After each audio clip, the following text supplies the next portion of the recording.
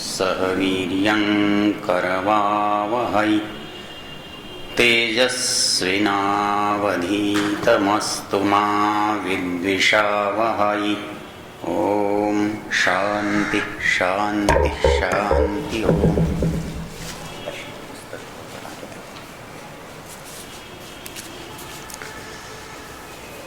चलिए, आप लोगों का बहुत बहुत स्वागत है। और द्वितीय स्तर में आप बैठे हैं, इसका मतलब पहला स्तर आप कर चुके हैं। फिर भी एक छोटी सी भूमिका ले लेते हैं और फिर इसके विस्तार में जाएंगे।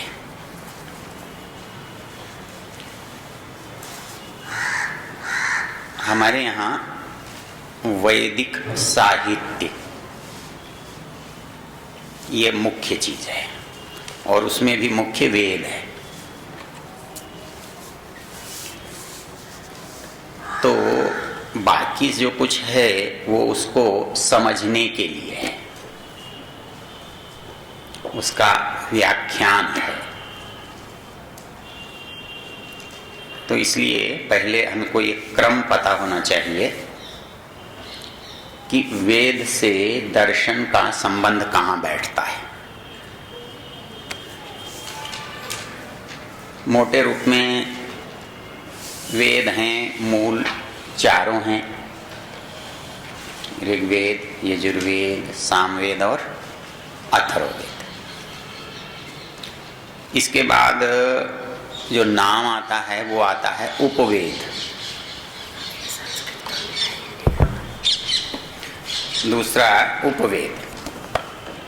उपवेद में ऋग्वेद का क्रमशः जो है ऋग्वेद, यजुर्वेद, सामवेद और अथर्ववेद का आयुर्वेद, धनुर्वेद, गांधर्ववेद और अर्थवेद। इसमें जहाँ वेद में चारों विषय मिश्रित हैं, अध्यात्म और आधिभूत दोनों मिश्रित हैं, उनको थोड़ा सा अलग कर लिया। आयुर्वेद में मतलब वेद में से जो आयु संबंधी बात है उसको अलग से समझने का यत्न कर लिया। यजुर्वेद में से धनुर्वेद को, उसमें क्रिया। इसको जरा सुनने में अटपटा लगता कि यजुर्वेद का यज्ञ से संबंध है, धनुर्वेद से क्या लेना देना है। एक बार सोचते ही कुछ संगति नहीं बैठती। इसकी संगति बैठाने के लिए एक जो बात है वो मैं आपको बताता हूं। हम वेद के 3 विषय मानते हैं, ज्ञान, कर्म, उपासना।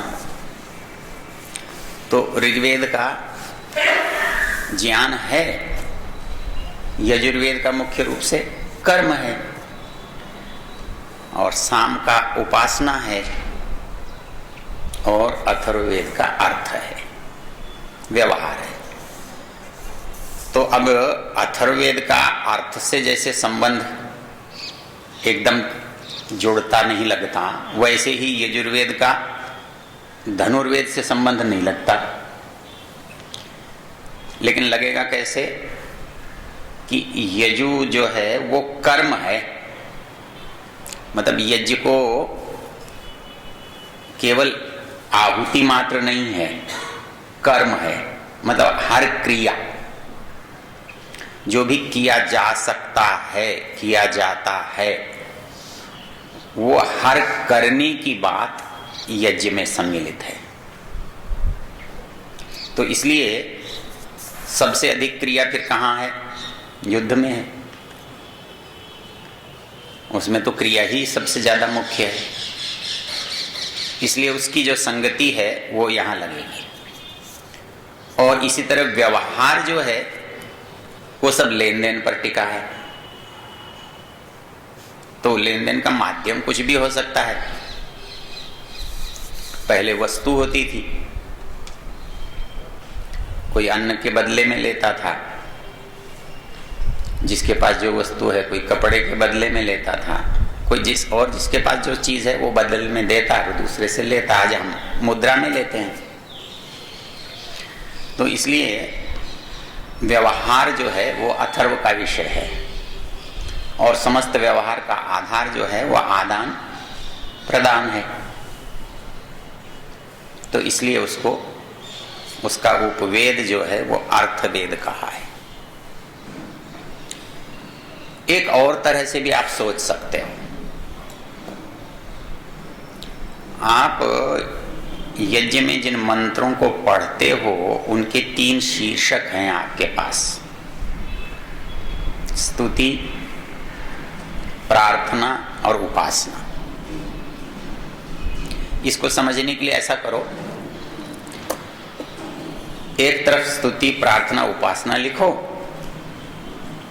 और उसके सामने ज्ञान, कर्म, उपासना लिखो।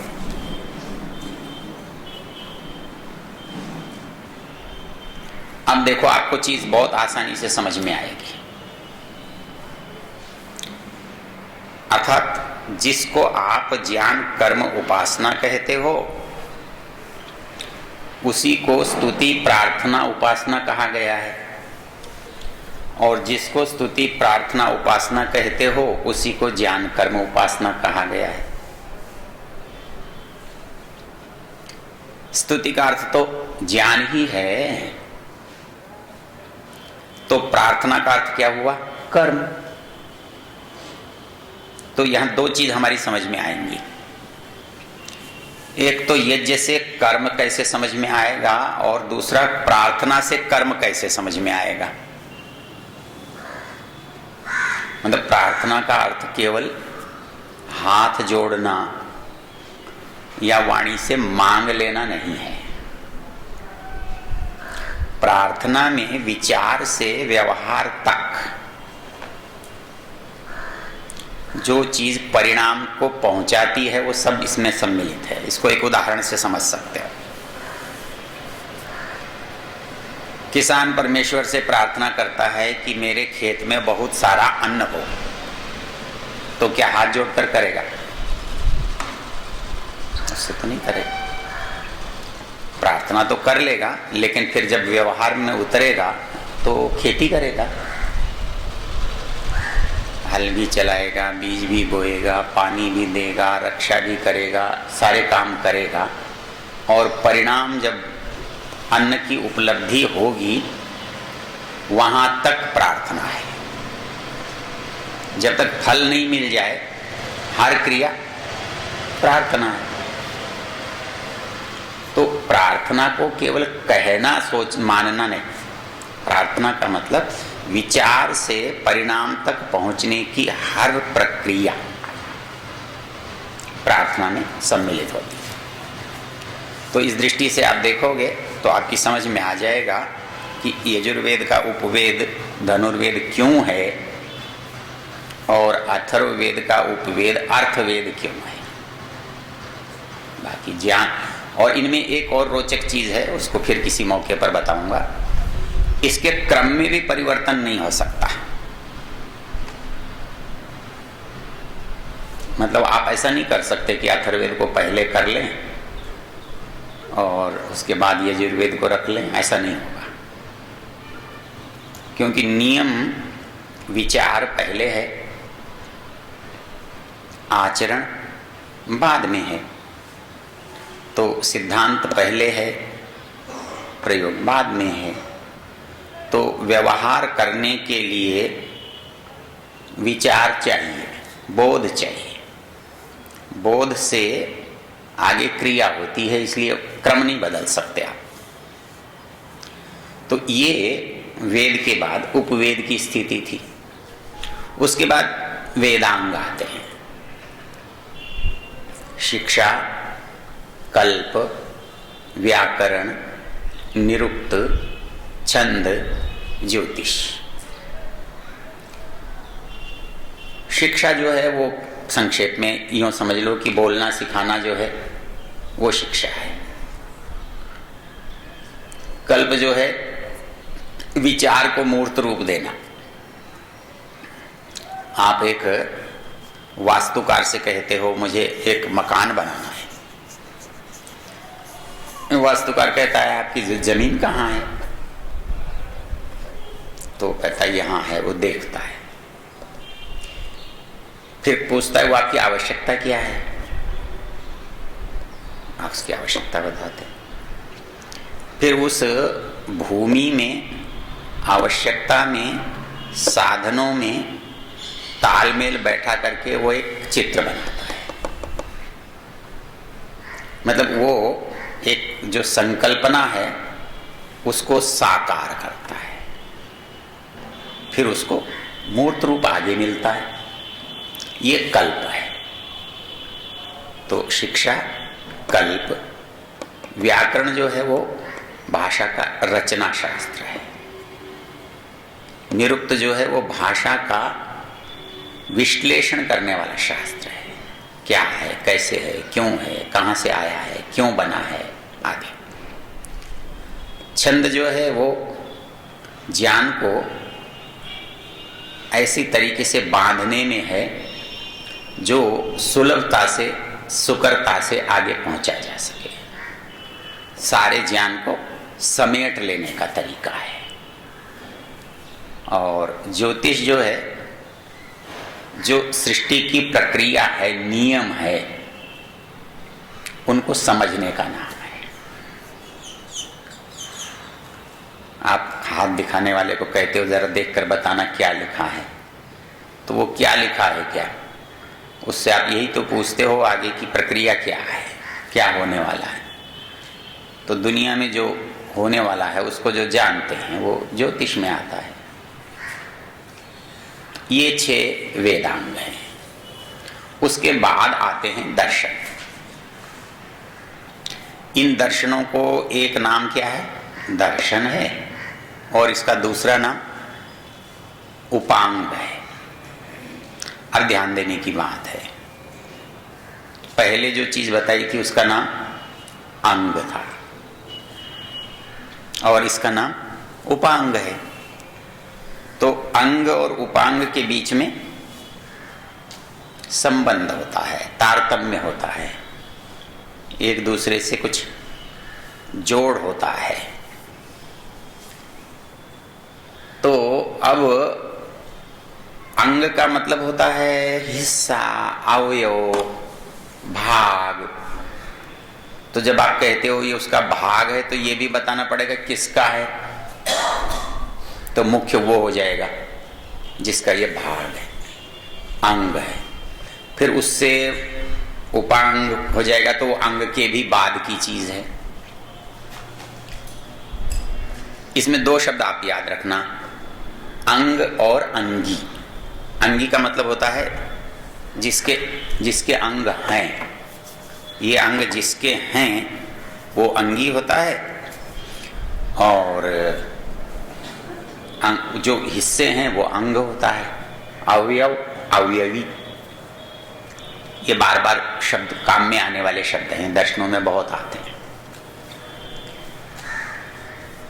तो अब एक चीज समझ लो, वेद है, उससे जुड़ी हुई चीज उपवेद है, उसके आगे वेदांग है, उसके आगे दर्शन है, इसका दूसरा नाम उपांग है। तो इन हमारे आधुनिक लोग जो है ना, कि वो इन चीजों को सबको अलग अलग देखते हैं कि किसी ने वेद बनाए होंगे, किसी ने उपवेद बनाए होंगे, किसी ने वेदांग लिखे होंगे, उपांग भी किसी ने लिखे होंगे। और इसमें भी जैसे 6 हैं तो 6 लोगों ने अलग अलग सोच से अलग अलग लिखे होंगे। तो उनका मानना क्या है कि किसी चीज का किसी चीज से आपस में संबंध नहीं है। सबसे बड़ा जो अंतर है, आप पढ़ोगे और तुलना करोगे तो वो अंतर ये है कि हर चीज अलग अलग करके देखना। और हम जहाँ बैठे हैं, जिस बात पर विचार करने के लिए बैठे हैं, जिस परंपरा में हैं, वहाँ सबसे हटकर जो बात है कि इन सबको एक मान कर देखना, चाहे वो वेद हो, चाहे उपवेद हो, चाहे वेदांग हो, चाहे उपांग हो, और इसके बाद और भी बहुत सारा वैदिक साहित्य बनता है। ये दो दृष्टि आपको पता होनी चाहिए। आपके सामने जो भी प्रश्न आएंगे वो यही होंगे, और इसके आधार पर सारा दो हिस्सों में बटा हुआ होता है कि पुराने लोग कैसा सोचते हैं, नए लोग कैसा सोचते हैं, और उसमें भी प्राचीन लोग कैसा सोचते हैं, नए लोग कैसा सोचते हैं। तो इस तरह से सोच में बहुत सारा अंतर पड़ जाता है। तो ये जो दर्शन है, इसका मूल अर्थ है देखना, दृष्टि। तो देखते तो दुनिया है, दुनिया तो देखती है, लेकिन हम जानते हैं कि देखने की हमारी दो परिस्थितियां होती हैं, एक भौतिक है, एक अभौतिक है तो वो भी भौतिक। आप इसको यूं कह सकते हो, एक स्थूल है, एक सूक्ष्म है। स्थूल तो है, हम आंख से देखते हैं, ये भी दर्शन है। आप जाते हो, हम देवता के दर्शन करने जा रहे हैं, हम गुरु जी के दर्शन करने जा रहे हैं, हम आचार्य के दर्शन करने जा रहे हैं, महात्मा जी के दर्शन करने जा रहे हैं। वहां दर्शन और क्या है? देखना ही तो है। जब यहां आप दर्शन कहते हो तो यहां भी देखना है। अंतर कितना है? वहां जो सामने दिखाई दे रहा है वो देखते हो, यहां जो सामने तो नहीं है पर दिखाई दे सकता है उसे देख रहे हैं। दोनों जगह दर्शन। तो एक चीज तो जोड़ने की क्या है कि इनका नाम उपांग होने से ये भी वेद से जुड़ी हुई चीज है। जो बात वेद कहते हैं वही बात वो उपवेद को कहनी चाहिए। ऐसा नहीं हो सकता कि वेद से विरुद्ध बात उपवेद में लिखी हो। लिखी है तो उपवेद गलत होगा, वेद गलत नहीं होगा, क्योंकि मुखिया जो है ना वो गलत नहीं होता। मुखिया जो है वो गलत नहीं होता, बात उसकी ही चलेगी। तो परमेश्वर मुख्य है, परमेश्वर का ज्ञान मुख्य है, बाकी सब बातें तो गौण हैं। तो इसलिए मुख्य को माना जाएगा, मुख्य की बात मानी जाएगी। इसको हमारी भाषा में क्या कहते हैं? प्रमाण। कैसा प्रमाण? स्वतः प्रमाण। मतलब वेद जो है वो क्या है? स्वतः प्रमाण है, अर्थात वेद में जो लिखा है वो ठीक है। क्यों? मुखिया की बात है, ईश्वर की बात है, तो उसके लिए विचार करने के लिए, प्रश्नवाचक चिन्ह लगाने के लिए वो योग्यता चाहिए, वैसा ज्ञान चाहिए। वो किसी मनुष्य के पास है नहीं, और परीक्षण करने पर वो गलत साबित होता नहीं, हुआ नहीं, इसलिए मान्य है। जैसे हम संसार में कहते हैं सूर्य क्या है? स्वतः प्रमाण है। मतलब सूर्य को बताने के लिए किसी चीज की आवश्यकता नहीं होती, लेकिन दुनिया की हर चीज को बताने के लिए सूर्य की आवश्यकता होती है।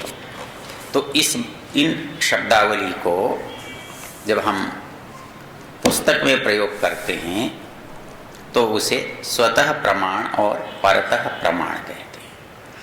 सांख्य ने कोई बात लिखी है, वो वेद के अनुकूल है तो मान्य है, और वेद से प्रतिकूल है तो अमान्य है। आधुनिक लोगों ने कोई बात कही है, वेद के अनुकूल है तो मान्य है, वेद के प्रतिकूल है तो अमान्य है। ये एक सिद्धांत है, एक विचार है। तो इसलिए इसका उपांग होना इसको वेद से जोड़ता है। अर्थात इसका उद्देश्य यही होना चाहिए कि वेद जो बात बता रहा है उसको ही ये बताए, ये समझाए। तो इसलिए बहुत सारे लोग जो ये मानकर चलते हैं कि ये अलग समय में अलग व्यक्ति ने अलग तरह से लिखा है, इसका पुराने उससे कुछ संबंध नहीं है, वो सोच गलत है। निश्चित रूप से ये सब एक दूसरे से जुड़ी हुई चीज है। इसमें एक और रोचक बात आप देखोगे, भारत में जो परंपरा है उसके दो भेद हैं, दर्शन के भी दो भेद हैं, नव्य और प्राचीन। नव्य क्यों पैदा हुआ, पुराने से उसका मतभेद क्या है, ये अब पढ़ेंगे तो जानेंगे, पर है। और उसमें अंतर बाकी दर्शनों में तो जो कुछ है वो है, सांख्य में बहुत ज्यादा है। सांख्य नव्य और प्राचीन में भारी अंतर है। नव्य की सबसे प्रामाणिक पुस्तक है सांख्य कारिका। सांख्य वो आजकल कॉलेजों में पढ़ाई जाती है, ये नहीं पढ़ाया जाता कॉलेजों में, सांख्य सूत्र नहीं पढ़ाए जाते, सांख्य कारिका पढ़ाई जाती है, क्योंकि वो आधुनिक सांख्य है, इसको वो लोग मानते नहीं है, इसमें उसमें मौलिक अंतर है। अब इन दोनों में अंतर क्या है? अंतर ये है, एक को सेश्वर सांख्य कहते हैं और दूसरे को निरीश्वर सांख्य कहते हैं। मतलब आधुनिक जो सांख्य है ना, उसमें ईश्वर की सत्ता नहीं है। हालांकि आप इस विवाद में पढ़ोगे तो ऐसी ऐसी विचित्र बातें आपको मिलेगी कि दुनिया में सबसे बुद्धिमत्ता का जो शास्त्र है वो दर्शन है, अर्थात बाल की खाल उतारना इसका काम है, सोचते समय गहराई तक उतरना। और इनमें ही इतना गलत लड़ाई है कि आप सोच भी नहीं सकते। मतलब बाहर वालों की बात छोड़ो, शंकराचार्य कहते हैं न्याय वाले तो मूर्ख होते हैं, इनको क्या आता है, सांख्य में तो कुछ है ही नहीं, योग क्या जाने ब्रह्म क्या होता है। ये हमारे विचारकों का है हाल। इसको सबसे पहले आधुनिक युग में बदला तो ऋषि दयानंद ने बदला, नहीं तो आपको आश्चर्य होगा, दर्शनों के संप्रदाय हैं और सैकड़ों सैकड़ों वर्षों से गुरु शिष्य परंपरा से पढ़ रहे हैं, पर एक दूसरे को विरोधी मानते हैं। ऋषि दयानंद का कोई सबसे बड़ा योगदान है तो वो ये है, वो ये कहते हैं कि ये दर्शन परस्पर विरोधी हैं ही नहीं। क्यों? ये उपांग हैं, ये परस्पर विरोधी होंगे तो वेद में विरोध खड़ा हो जाएगा। वेद के विरुद्ध इनमें से 6 में से कोई नहीं जा सकता, तो आपस में विरोध कैसे कर लेंगे? आपस में विरोध तो तब हो जब वो एक वेद की बात कहता हो और दूसरा वेद से विरुद्ध कहता हो। तो इसलिए ऋषि दयानंद कहते हैं ये गलत है, ये सोचना ही मिथ्या है कि इनमें आपस में कोई विरोध है। ये तो बस अंतर इतना है कि कोई आदमी कहीं खड़ा होकर देखता है, कोई आदमी कहीं खड़ा होकर देखता है, तो वस्तु के कोण ऐसे रहते हैं कि देखने में अंतर आ जाता है। कोई ऊपर से देख रहा है तो चीज कैसी दिखाई देती है, दाएं बाएं से देखता है तो कैसी दिखाई देती है, नीचे से देखता है तो कैसी दिखाई देती है, दूर से देखता है तो कैसी दिखाई देती है, निकट से देखता है तो कैसी दिखाई देती है। तो जो आदमी जिस विषय पर विचार करता है उसको वो चीज वही ढूंढता है। एक कलाकार जो है उसमें सौंदर्य का बोध करता है, एक रसायन शास्त्री उसमें गुणों का विश्लेषण करता है, एक भौतिक शास्त्री उसके खंड करके देखता है। वस्तु तो एक ही है। तो भौतिक शास्त्र से रसायन शास्त्र का, रसायन शास्त्र से कलाकार का, कलाकार से किसी दूसरे का विरोध थोड़ा ही है, लेकिन चीज तो अलग है। देखने की दृष्टि अलग है। तो वैसे ही ऋषि दयानंद ये कहते हैं कि भाई ये दर्शन विरोधी नहीं है। इन्होंने एक ही चीज को अलग अलग तरीके से देखा है, या संसार में जो वस्तुएं हैं उन एक एक वस्तु को एक एक ने देखा है,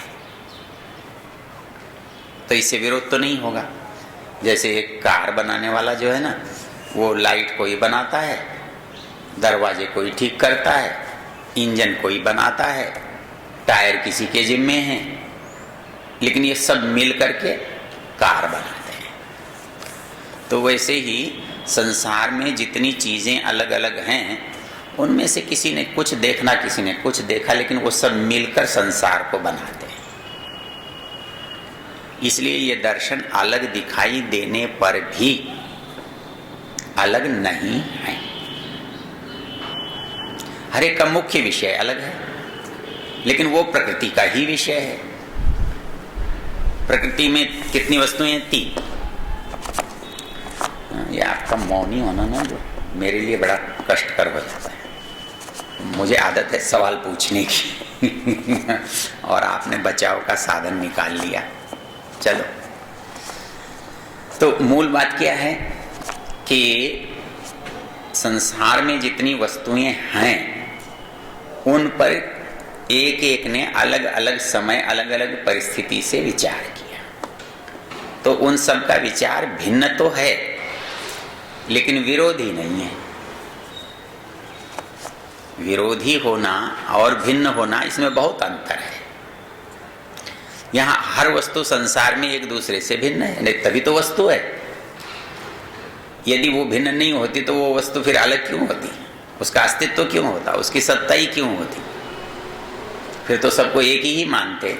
बहुत मानते हैं तो बहुत हैं, लेकिन बहुत हैं इसलिए विरोधी हैं, ये अनिवार्य नहीं है। तो इसी तरह से दर्शन भिन्न तो हैं पर विरोधी नहीं है, ये ऋषि दयानंद ने कहा। लेकिन सांख्य में जो नव्य और प्राचीन का झगड़ा है वो भिन्नता में नहीं है, विरोध में है। क्योंकि ईश्वर, जीव, प्रकृति, ये हमारा सिद्धांत है। इसको हम त्रैतवाद कहते हैं।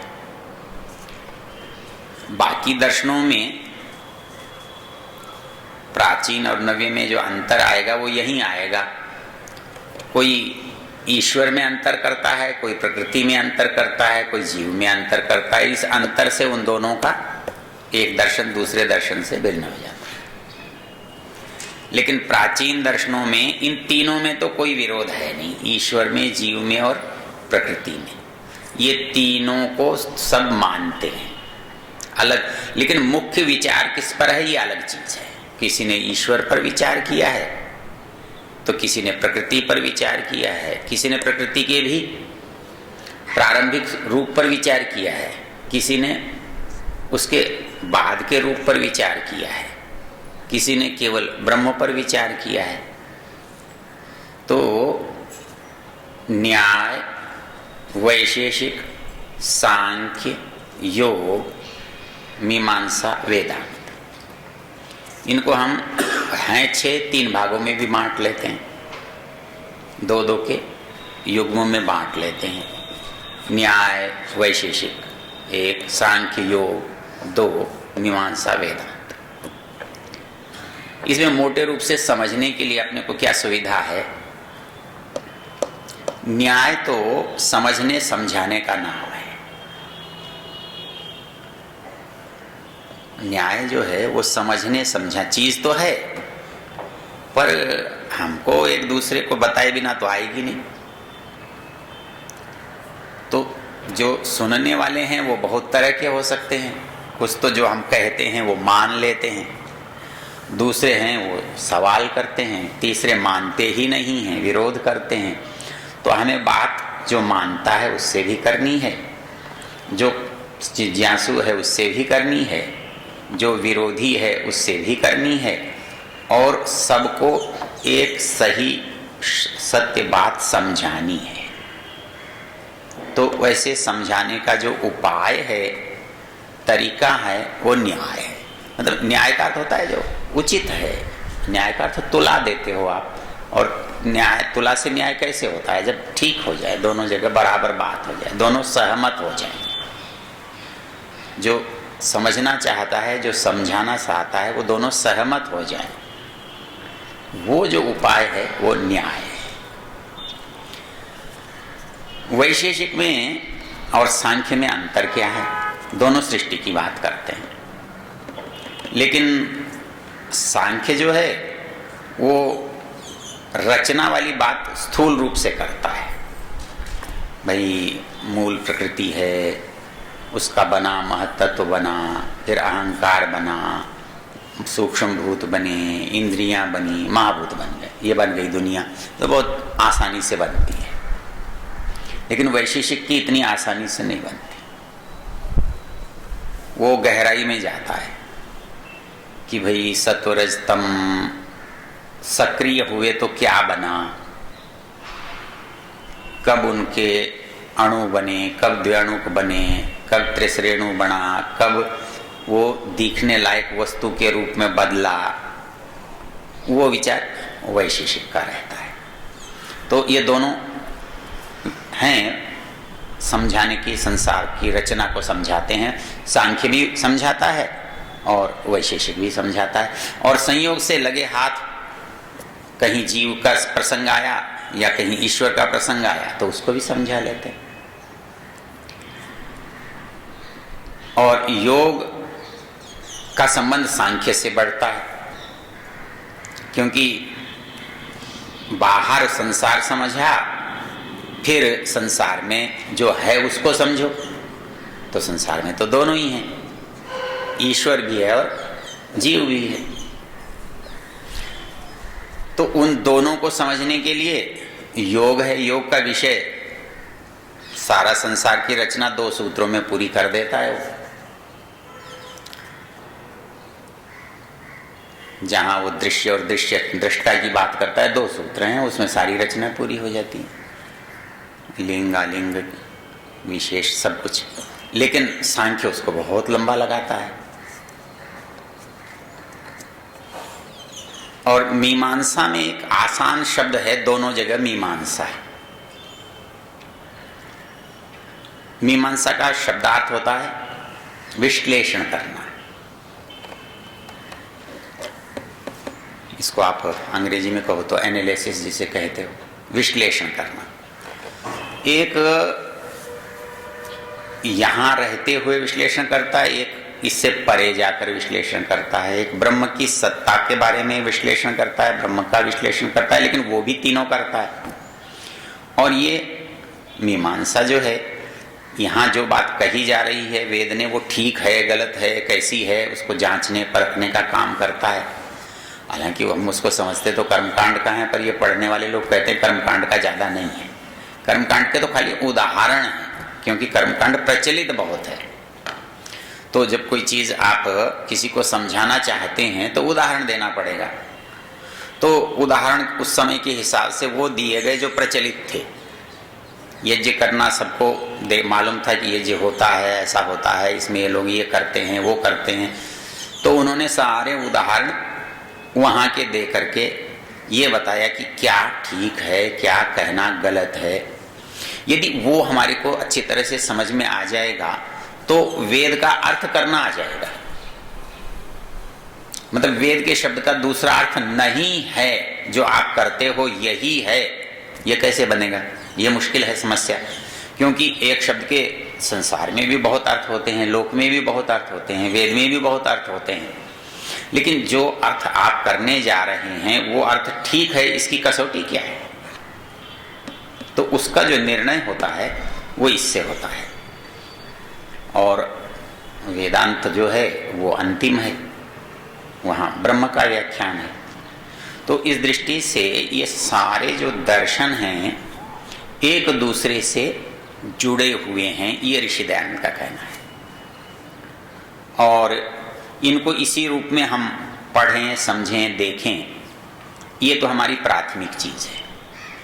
लेकिन ऐसा नहीं है कि दूसरे को नहीं देखना या दूसरे को नहीं जानना, क्योंकि आप अपने शास्त्र को भी तब समझ सकते हो जब दूसरे का शास्त्र आपने देखा। यदि दूसरे शास्त्र आपने नहीं देखे तो आपका अपना शास्त्र क्यों मुख्य है ये कभी समझ में नहीं आएगा। एक ही चीज जानने से तुलना नहीं होती, विशेषता का पता नहीं लगता। इसलिए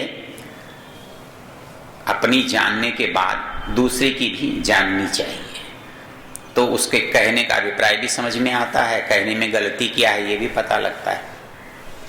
हमारे दर्शन पढ़ाने वाले गुरुजी थे पंडित सुखदेव जी विद्यावाचस्पति। उनकी एक विशेषता थी, वो जब भी जिस भी दर्शन को पढ़ाते थे वो उसके आचार्य बन जाते थे। मान लो वो बौद्ध ही पढ़ा रहे हैं तो वो ये सिद्ध करके रखते थे कि दुनिया में सबसे सही दर्शन जो है वो बौद्ध है, आप जितने प्रश्न करने हो कर लो। जब विद्यार्थी प्रश्न करके थक जाते थे ना, तब वो कहते थे देखो अपने दर्शन में और बौद्ध दर्शन में अंतर कहाँ है और हमारी दृष्टि से ये गलत क्यों है और कहाँ पर है, ये सबसे अंत में बोलते थे। क्योंकि उनका अध्ययन जो था बड़ा व्यापक था। तो वैसे ही कोई व्यक्ति पाश्चात्य दर्शन भी पढ़ा हो, नव्य दर्शन भी पढ़ा हो, आधुनिक प्राचीन के साथ पढ़ा हो, तो उसकी समझ में बिल्कुल अलग चीज आएगी।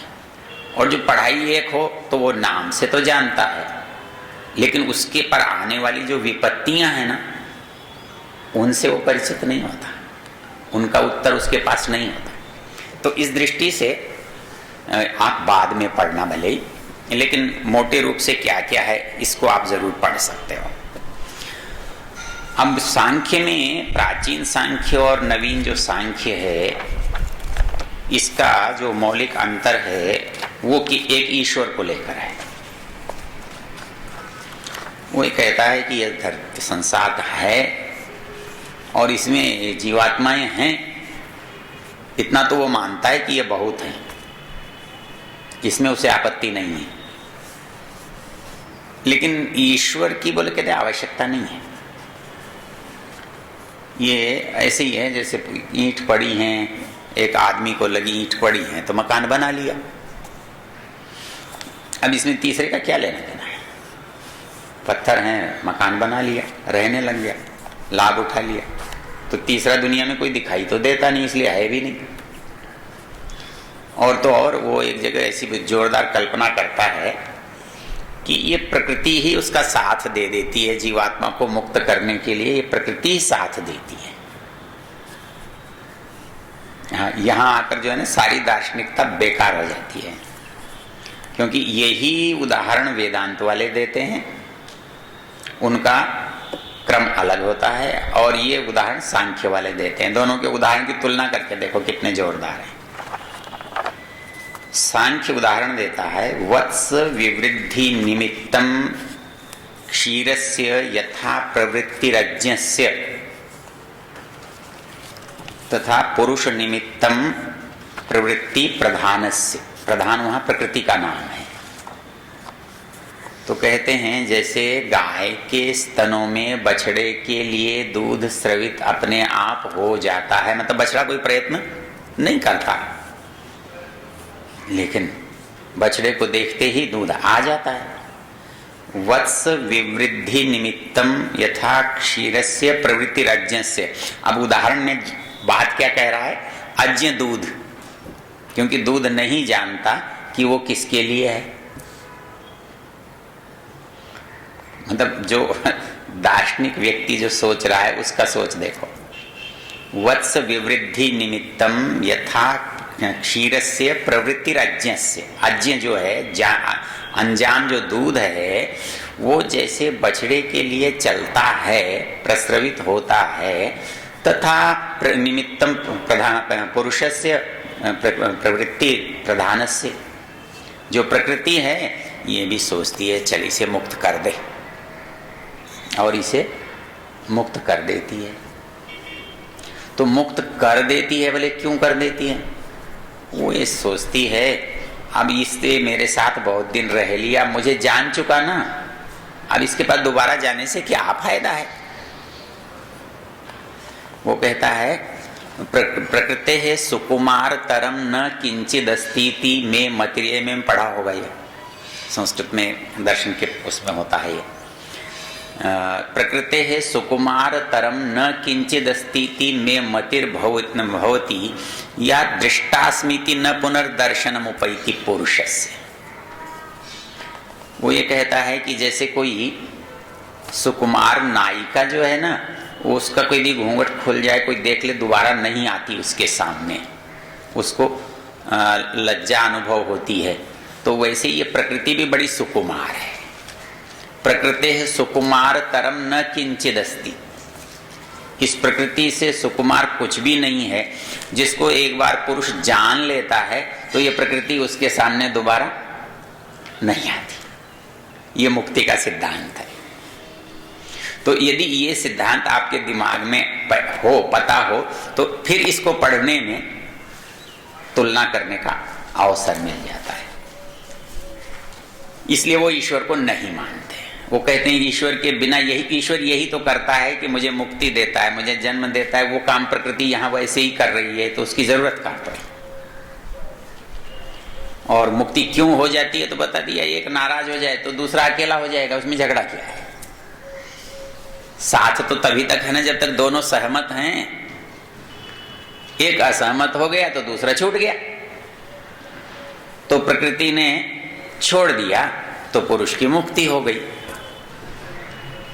तो इस तरह से नए सांख्य की मुक्ति होती है। ईश्वर का कोई कार्य, उसका कोई उत्तरदायित्व, तो उसकी कोई जिम्मेदारी यहां नहीं है। लेकिन इतनी बात जरूर है कि वो पुरुषों की संख्या बहुत मानते हैं। मतलब ये नहीं मानते कि पुरुष किसी का अंश है या एक है, नहीं। इसके लिए उनकी एक बड़ी सुंदर पंक्ति है, जनन मरण करणानां प्रतिनियमात् युगपत् प्रवृत्तेश्च पुरुष बहुत्वं सिद्धं त्रैगुण्य विपर्ययात् चैव। मतलब एक व्यक्ति से दूसरा व्यक्ति किस अर्थ में अलग है। जनन, हम एक होते तो हमारा जन्म भी सबका एक साथ होता, लेकिन ऐसा तो नहीं है। किसी का जन्म कभी है, किसी का जन्म कभी है। मरण, एक की टांग टूट जाए तो सबकी टूट जानी चाहिए, एक की आंख फूट जाए तो सबकी फूटनी चाहिए, ऐसा तो नहीं आता। तो हमारे कर्ण भी अलग हैं, हमारा मरण भी अलग है, हम एक साथ तो मरते नहीं। तो जनन मरण कर्ण, तीन चीजें ये प्रमाण हैं कि हम एक नहीं हैं। न तो वेदांत की दृष्टि से एक हैं। यदि वेदांत की दृष्टि से भी एक होते तो हमारे में जो समानता होती वो तो एक जैसी कुछ तो होती, जो अंतर पड़ रहा है वो नहीं पड़ता। और सांख्य की दृष्टि से भी नहीं है। सांख्य कहता है जनन अलग है, मरण अलग है, कर्ण अलग है। कर्ण का अर्थ है इंद्रियां, मरण मृत्यु, जनन जन्म। तो जन्म मृत्यु और साधनों से पता लगता है। जनन मरण करणानाम प्रतिनियमात, प्रतिनियमात मतलब प्रत्येक के अलग अलग हैं। हर एक को जो साधन मिले हैं एक एक को मिले हैं, साझे में नहीं मिले, समूह में नहीं मिले। समूह में मिलते तो कोई बात थी कि भाई चलो एक इसका फल उसको, उसका फल इसको मिलता। लेकिन हर एक को मिले हैं, उसके उसी के हैं, वो किसी दूसरे के नहीं हैं। प्रतिनियमात, नियम से प्रत्येक के पास हैं। एक अयुगपत प्रवृत्तिश्च, आपकी इच्छा शिविर में आने की हुई है, दूसरे की इच्छा कहीं घूमने जाने की हुई है, तीसरे की इच्छा सोने की हुई है, एक दुकान पर जाने की इच्छा है। तो ये जो अंतर है हर एक की, एक की इच्छा का दूसरे से, ये पहचान है कि हम कहीं भी एक नहीं हैं। हमारी जो मूल सत्ता है वो बिल्कुल अलग अलग है। क्योंकि हमारी जो प्रवृत्ति है, इच्छा है, सोच है, काम है, वो सब अलग अलग है। एक समय में दो विरोधी बातें हो रही हैं। एक साधना करने बैठा है, दूसरा चोरी का जुगाड़ करता है। यदि एक होते तो एक तरह से होते, लेकिन ऐसा नहीं। अयुगपत प्रवृत्तिश्च, और अंत में एक युक्ति देता है त्रैगुण्य विपर्ययाच्च, मतलब हम सब 3 गुणों से बने हुए हैं, प्रकृति 3 गुणों वाली है। तो ये कहता है कि कोई भी व्यक्ति दूसरे से गुण से भी नहीं मिलता है। किसी में सतोगुण अधिक है, किसी में रजोगुण अधिक है, किसी में तमोगुण अधिक है, किसी में किसी समय कौन सा गुण अधिक है। तो त्रैगुण्य विपर्ययात, तीनों गुणों में विपरीत भाव होने से, एक जैसा नहीं होने से पता लगता है कि ये जो पुरुष है, जीवात्मा है, बहुत्वम, ये एक नहीं है, अनेकों है। तो इस तरह से उसमें और इसमें भाई पुरुष बहुत्वम ये भी मानता है, पुरुष बहुत्वम वो भी मानता है। तो हमको पता लगता है। तो इन चीज़ों का जब हम अध्ययन करते हैं तो चीज़ को समझने में सरलता होती है। एक बार उदयवीर जी ने एक बड़ी रोचक बात सुनाई। उनके पास आजकल वो सज्जन इंग्लैंड में हैं, वहाँ पुरोहित हैं, क्या नाम है उनका, भूल गया। तो वो दर्शन पढ़ते थे उदयवीर जी से। तो बोली जी दर्शन फिर खास लोगों के पढ़ने की चीज़ है, कठिन शास्त्र है, हाँ, और काम आता नहीं है, इसलिए खास लोगों के पढ़ने की चीज़ है। तो उन्होंने कहा नहीं नहीं, दर्शन खास लोगों की पढ़ने की चीज़ होती तो बनाया ही नहीं जाता। मतलब हमारे में कोई भी आदमी बिना दर्शन के कदम ही नहीं चल सकता। उन्होंने एक उदाहरण दिया, बोले चलो सब्जी मंडी चलो। अब वहां दर्शन काम में आता है कि नहीं आता है सोच कर देखो। सामने 1 2 3 4 5 दुकानें पड़ी हैं। आप किसी एक दुकान पर क्यों जाते हो? ऐसा तो है नहीं किसी पर भी जाते हो, ऐसा नहीं है। वहां सोचते हो कि मुझे कौन सी दुकान पर जाना चाहिए। क्यों सोचते हो? कोई कारण होगा। वो जो सोच है वो आपके पास कहां से आएगा? हर जगह की आप तुलना करते हो कि सब्जी किसकी अच्छी है, भाव किसका अच्छा है, तोल किसका अच्छा है, आदमी कौन अच्छा है। हाँ, कभी कभी ऐसा होता है व्यवहार अच्छा है ले लो इससे। एक आदमी व्यवहार तो खराब करता है, चीज़ अच्छी रखता है। तो कभी आदमी सोचता है चीज़ लेनी है चलो ले लो, दूसरा कहता है नहीं थोड़ी खराब ही है तो ये नालायक है इससे नहीं लेते। तो ये जो सोच है ना कि तुरंत हम ऐसा ही क्यों करते हैं, ऐसा नहीं करते हैं, ये सोच जहां से पैदा होता है वही दर्शन है। कौन सी चीज सही है वो आप करना चाहते हो और जो चीज गलत है वो आप छोड़ना चाहते हो। और दर्शन क्या करता है? ये भी यही सिखाता है कि दुनिया में सही क्या है, गलत क्या है, किसे लेना है, किसे छोड़ना है। तो ये चीज कई बार हम क्या सोचते हैं, किसी चीज का संबंध खाली ईश्वर से है, आत्मा से है। वो तो ठीक है, ईश्वर और आत्मा से है, लेकिन ईश्वर और आत्मा तो अंतिम बिंदु है। यात्रा तो जहां खड़े हो वहां से शुरू होगी। तो रास्ते में बिना देखे जाओगे, जो कुछ रास्ते में है देखना तो वो भी पड़ेगा ना। पहुंचना तो वहां है लेकिन रास्ता तो यही है। तो उसका तो इसलिए जानना है कि पहुंचना है, लेकिन रास्ते को किस लिए जानना है? हाँ, रास्ते में चोर है कि ठग है कि रास्ता गलत है कि यान सुविधा का है, ये सब चीजें भी तो जानोगे। तो इसलिए कोई आदमी ये सोचे कि मैं केवल आत्मा को जानूंगा तो नहीं जान सकता, संभव नहीं है। जब तक वो प्रकृति को नहीं जानेगा, जब तक वो जीवात्मा को नहीं जानेगा, तब तक आत्मा को कैसे जान लेगा? कोई चीज किसी में मिली जुली है तो अलग करने के लिए तो जितनी चीजें हैं सबको जानना पड़ेगा। यदि उनकी पहचान आपके पास न हो कि अलग कैसे करोगे? फिर उसकी जगह वो आ जाएगा, उसकी जगह वो आ जाएगा। इसलिए ईश्वर को जानने के लिए, ईश्वर को समझने के लिए इस दुनिया को, इस संसार को भी समझना आवश्यक, अनिवार्य है। इसलिए ये दर्शन इतने अलग अलग विषयों को इतनी गहराई से समझाते हैं। ये व्यर्थ नहीं है, अनुपयोगी नहीं है, और ये जो मुख्य प्रयोजन है उससे भिन्न भी नहीं है। ये मुख्य प्रयोजन के आधार हैं, साधन हैं। इनको इसलिए जानने की आवश्यकता होती है। तो आप सोचोगे कि हमको तो परमात्मा से मिलना था, प्रकृति पढ़कर क्या करेंगे? ऐसा है, प्रकृति पढ़कर तो कुछ नहीं करोगे, पर जीने के लिए भोजन भी करना पड़ता है, सोना भी पड़ता है, चलना भी पड़ता है, बाकी जीवनचर्या के काम भी करने पड़ते हैं। तो केवल जीना थोड़ा ही होता है, जीने के लिए तो इन सबको साथ करना पड़ता है। वैसे ही आपकी यात्रा भले ही आत्मा की या परमात्मा की हो, लेकिन वो यात्रा तो चलती इसी रास्ते से है। इसलिए इसको जाने बिना उसको जाना नहीं जा सकता, इसलिए इसको जानने की जरूरत है। ये समाप्ति पर है। चलिए 5 कितने बजे तक है ये कक्षा? हो भी गया? चलो धन्यवाद। मुझे बता देना कितने बजे तक? 2:45? 2:45 बजे तक। 2:45 ज़्यादा हो गए 10 मिनट। चल कोई